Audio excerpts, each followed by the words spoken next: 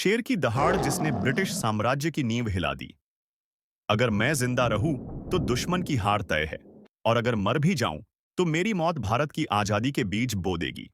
ये अल्फाज किसी आम इंसान के नहीं थे। ये वो शब्द थे उस राजा के जिसने अंग्रेजों को उनकी नींद हराम करने वाली रातें दी थीं, जिसे दोस्त शेर ए मैसूर और दुश्मन टाइगर ऑफ इंडिया कहकर पुकारते थे। वो थे टीपू सुल्तान। जन्म से ही जंग के लिए बना हुआ बच्चा, सन 1751 दिसंबर की पहली तारीख। जगह देवनहल्ली, आज का बेंगलुरु। पिता का नाम हैदर अली, एक कुशल सेनापति जो अपने घोड़े की टाप से जमीन हिला देते थे। माँ फातिमा बेगम, धार्मिक पर तेजस्वी। इसी घर में जन्मा एक ऐसा बच्चा जिसकी किस्मत में साम्राज्य, क्रांति और बलिदान लिखा था। बचपन में उसका नाम रखा गया फतेह अली टीपू, लेकिन जल्द ही वह टिप्पू सुल्तान बन गए। हैदर अली ने अपने बेटे को सिर्फ किताबें नहीं दी, बल्कि तलवार, घोड़ा, तोप, रणनीति और राजनीति की भी तालीम दी। साथ ही उन्हें फारसी, अरबी, फ्रेंच और उर्दू भाषाओं का ज्ञान भी दिलवाया। 15 साल की उम्र में ही टीपू सुल्तान ने अपना पहला युद्ध लड़ा और जीत लिया। पहली लड़ाई, जहां एक लड़का बना वॉरियर। सन 1767, पहला एंग्लो मैसूर युद्ध। अंग्रेजों का आत्मविश्वास आसमान पर था, लेकिन टीपू सुल्तान ने केवल 15 साल की उम्र में 2000 सैनिकों का नेतृत्व किया और अंग्रेजों को पीछे हटने पर मजबूर कर दिया। उनकी तलवार चलती नहीं थी, गरजती थी। उनकी रणनीति इतनी चुस्त थी कि बड़े-बड़े सेनापति दंग रह जाते। सत्ता की गद्दी और बदलते समय की चाल। सन 1782, हैदर अली की मृत्यु हो गई और मैसूर का ताज एक नौजवान के सिर पर आ गया। बहुतों को शक था कि क्या ये लड़का साम्राज्य चला पाएगा। पर अगले ही साल, सन 1754 में टीपू सुल्तान ने अंग्रेजों को कर्नाटक से खदेड़ दिया। उसके बाद की हर सुबह एक नई रणनीति लेकर आती थी और हर रात एक नई जीत। मैसूर रॉकेट्स। जब दुश्मन आकाश में भी डरने लगा, टीपू सुल्तान ने अपने राज्य में पहली बार रॉकेटों का प्रयोग किया। लोहे की नली में बारूद भरकर ऐसी मिसाइलें बनाई जो अंग्रेजों के लिए कयामत बन गई। पोलीलूर की लड़ाई 1780 में जब ये रॉकेट पहली बार प्रयोग में आए, तो ब्रिटिश सेनाएं दहशत में भाग खड़ी हुई।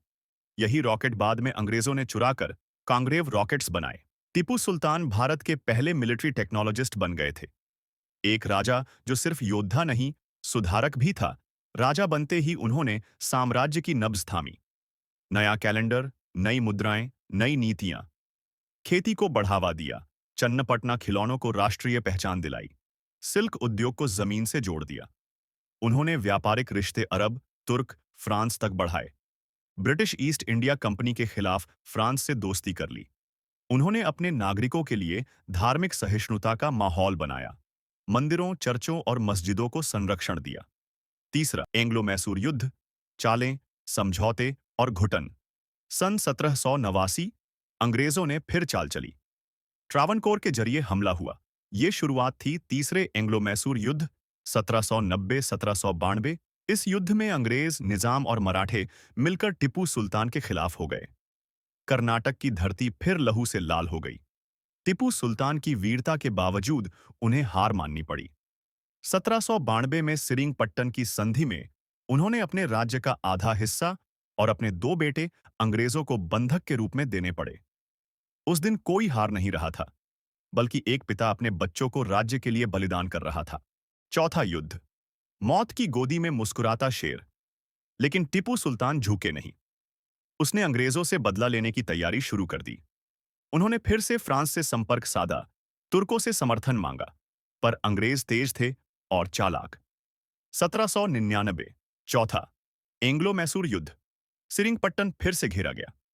4 मई 1799 की सुबह ब्रिटिश फौज किले में घुस आई। हर तरफ खून, आग और युद्ध का शोर। पर एक जगह एक शेर अकेले तलवार लिए अंग्रेजों की सेना से लड़ रहा था। वो थे टीपू सुल्तान। वो गोली खाकर भी लड़े, आखिरी सांस तक लड़े।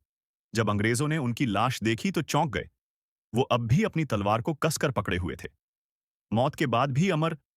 टीपू सुल्तान को श्रीरंगपटना में दफनाया गया, उनके पिता हैदर अली और मां के साथ।